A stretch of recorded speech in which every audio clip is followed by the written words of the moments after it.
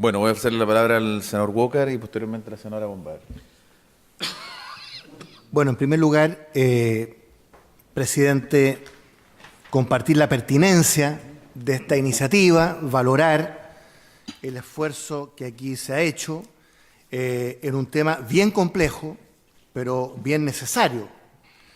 La complejidad mayor, evidentemente, de este tema es que lo ideal, sin duda alguna, yo creo que todos estaremos de acuerdo, habría sido legislar en esta materia en el contexto tanto de una ley de acreditación como de fiscalización, ¿no? Como que debiera ser parte de ese esfuerzo, pero evidentemente falta bastante, ¿no es cierto? Estamos bien concentrados en la educación parvularia, en la educación escolar, y por lo tanto no tenemos ley de acreditación, no tenemos ley de fiscalización, hay un sentido de urgencia, hay, por así decirlo, la necesidad de una ley corta, ¿no? Una ley corta, que de alguna manera pueda hacer frente a las situaciones que ya en su momento vivimos con la Universidad del Mar, pero que se pueden volver a repetir en otro sentido. Parto, por lo tanto, por valorar este esfuerzo, que creo que es muy pertinente, pero paso también a señalar preguntas, inquietudes respecto de lo que aquí se nos presenta. Yo no puedo prescindir de las opiniones que frente a un primer borrador o proyecto, cuando ingresó, ¿no?, presentó un rector de universidad como el profesor Carlos Peña. Yo tengo aquí los recortes tanto del Mercurio como de La Tercera. Las palabras fueron bastante fuertes, ¿no es cierto? Él habla de un proyecto plagado de errores.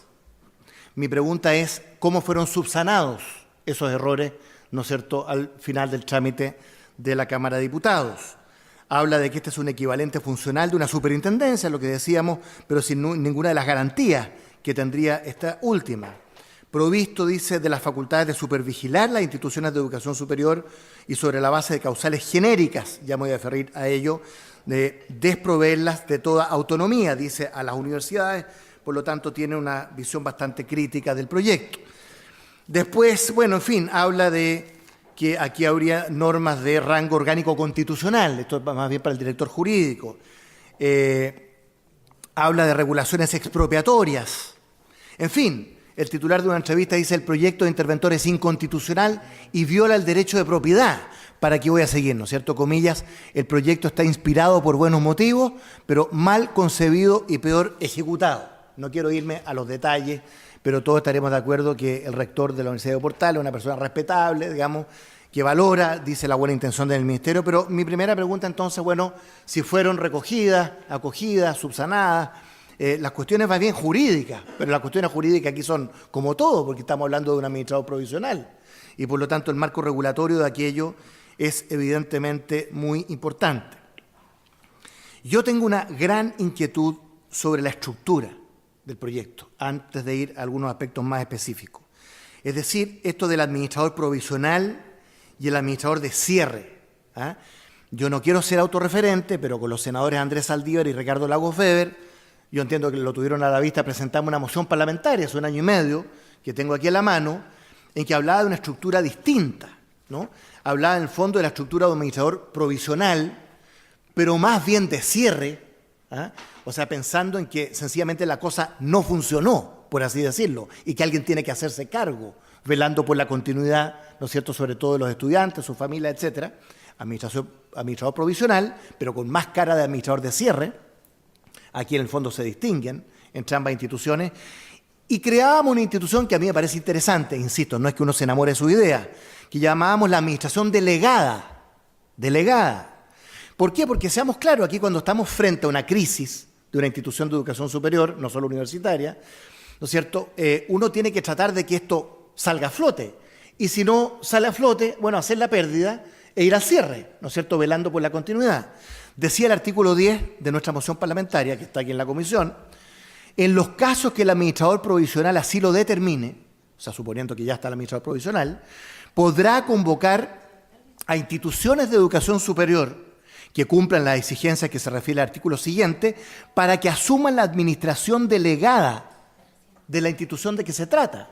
O sea, uno tiende a pensar que si algo está fallando en una universidad o en la institución de educación superior, a lo mejor otra institución puede hacerse cargo, ¿no es cierto?, de esa realidad que tiene un giro, no solo parecido, sino que el mismo giro, que es otra universidad, otra institución de educación superior en la que se pudiera delegar esta administración con miras, ¿no es cierto?, a tratar de buscar una solución.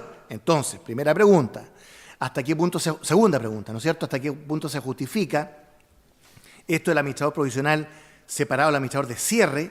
¿Y hasta qué punto no sería como más lógico, simple, ¿no?, que hubiese un administrador provisional con máscara de cierre, ¿no?, y un administrador, una administración delegada, ¿no?, en que uno le pida a alguna universidad o institución de educación superior, mire, usted que sabe, hágase cargo de esto, concurriendo, por supuesto, los requisitos para hacer, ¿no es cierto?, solvente, asegurando de que esa institución que se hace cargo delegadamente, ¿no es cierto?, puede correr con esta... Bueno, ¿por qué digo esto? Porque lo que se nos propone aquí, esto son puras preguntas, inquietudes, con una cierta visión crítica, obviamente, para mejorar y perfeccionar este proyecto, y cualquier proyecto que aquí se presente, para eso está obviamente el debate parlamentario. Porque fíjense que el administrador provisional aquí surge después de que se hizo la investigación preliminar por parte del Ministerio de Educación, ¿no es cierto? Y en el artículo 3, en la investigación preliminar, que procede por antecedentes graves, una de las posibilidades que existen ahí es que, ¿no es cierto?, puedan subsanar las deficiencias anotadas, ¿no es cierto? En la investigación preliminar, dice el artículo 3, ya me voy a referir a las causales, que me parecen bastante amplias. El artículo 4 dice que, concluido la investigación preliminar, una de las cosas que puede hacer el Ministerio de Educación, como resultado de la investigación preliminar, es formular recomendaciones a la institución de educación superior para subsanarlo. Eso ya falló, porque se le dio la oportunidad de subsanar. Por lo tanto, si vamos a la tercera posibilidad, que es el administrador provisional, ¿no es cierto?, o el administrador de cierre, es que se hizo un intento para que la propia institución pudiera mejorar, subsanar la situación, ¿no es cierto?, se le hicieron recomendaciones y eso no resultó, por lo tanto pasamos, ¿no?, a la decisión sobre administrador provisional o administrador de cierre. Bueno, en el artículo 3 de la investigación preliminar, a mí ya me parece que estamos yendo demasiado lejos del punto de vista de las causales. Yo comparto la crítica del profesor Peña, del rector, que las causales son muy amplias. Él dice vagas, genéricas, en fin. O sea, lo primero es como obvio, viabilidad administrativa y o financiera. Me parecería lo más urgente, inmediato, porque al final de eso como que se trata, ¿no es cierto? La Universidad del Mar fue, bueno, eso es lo principal para designar un administrador. Pero aquí agrega el tema del cumplimiento de los compromisos académicos. Compromisos académicos. Esa es la causal. Es bastante amplia, ya no es un tema de viabilidad administrativa o financiera.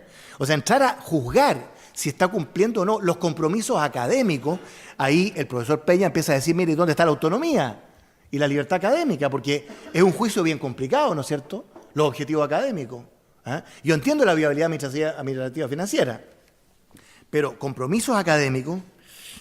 Bueno, y después habla de infracciones a los estatutos, la criteria social, pero a mí me preocupa lo de los compromisos académicos, ¿no?, en el contexto de la autonomía académica de una institución de educación superior. Bueno, después, ¿no es cierto?, se toma esta decisión, se hizo la investigación preliminar, no subsanaron las recomendaciones y se designa, ¿no es cierto?, un administrador provisional o de cierre. Respecto al administrador provisional, ratificado por el Consejo Nacional de Educación, me parece bien. En fin, los requisitos del administrador, me parece bien. Después habla en el artículo 8, algo que no entiendo, sin perjuicio del artículo 3, que ya dije las 3 causales amplias sobre la investigación preliminar. Además, se dice los siguientes casos.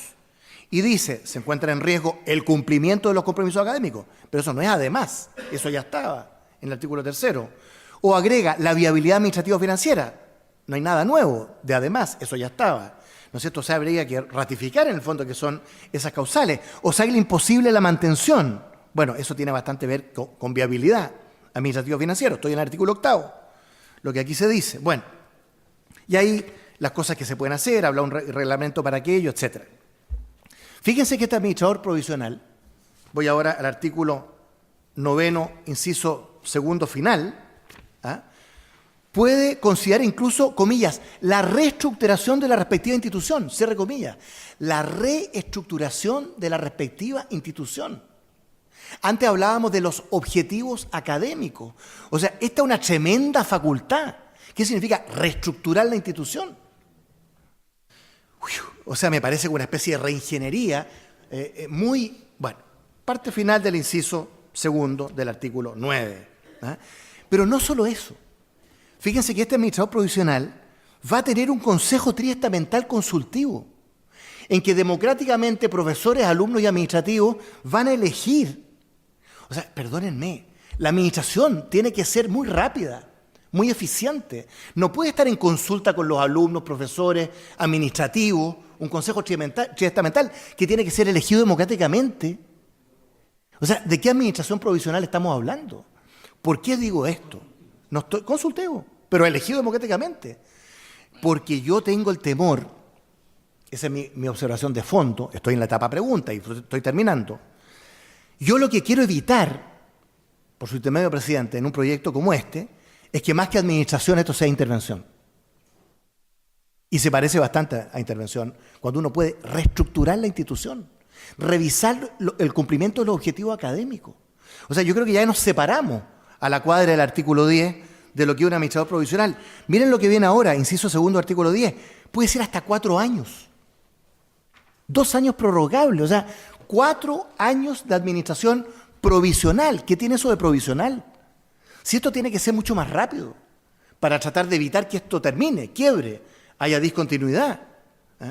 Entonces, 2 años prorrogables por 2 años, o sea, hasta 4 años, se me empieza a parecer más a una intervención que a una administración. Termino, bueno, no sé, página 12, aquí leo en el artículo, no sé, 11, letra F, inciso segundo, dice que el administrador puede tomar, comillas, cualquier otra medida necesaria, cierre comillas, para garantizar. Eso es como un cheque en blanco, cualquier otra medida necesaria. Entonces, yo creo que ahí ya nos alejamos del 2132 del Código Civil. Bueno, fíjense lo que agrega. El administrador provisional no podrá, que bueno, dije yo, no podrá alterar el modelo educativo, ya, uno dice, por lo menos el modelo, ni los planes y programas, estupendo, pero agrega, salvo que existan razones para ello. O sea, puede llevar a alterar el modelo educativo. Y los planes, o sea, yo, francamente, hace rato dejé de ver al administrador provisional y estoy viendo un interventor con facultades súper amplias, por causales muy amplias, que puede desvirtuar el concepto que nos lleva a la urgencia de esta ley corta, que es proveer de un administrador provisional con máscara de cierre, insisto, a una institución que no se la pudo. Perdón que lo diga así como, no en lenguaje jurídico, sino que en fácil, porque eso es lo que estamos, ¿no es cierto?, viendo. Termino, ojo que hay una cosa ahí como una luz de esperanza en el artículo 23, inciso 1, 2, 3, 4, 5.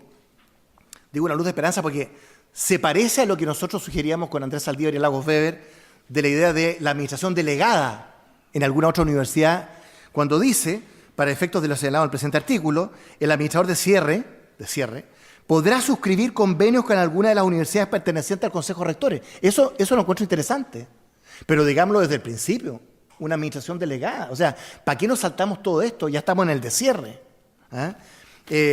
Eso, que por supuesto sea acreditada institucionalmente, lo dice ahí, está muy bien eso.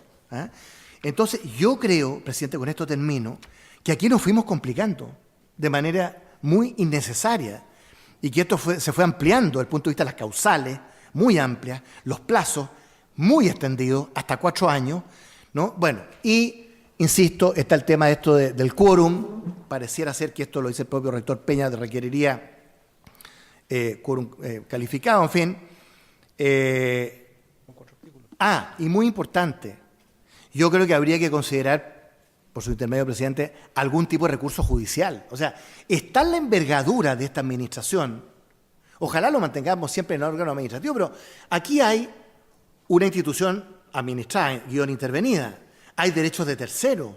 O sea, si al final de todo eso no hay algún recurso judicial, ¿no es cierto?, claro, puede recurrir administrativamente, eso lo dice la parte afectada. Pero al final, algún tipo de recurso judicial. Bueno, en fin, presidente, esas son mis preguntas, inquietudes.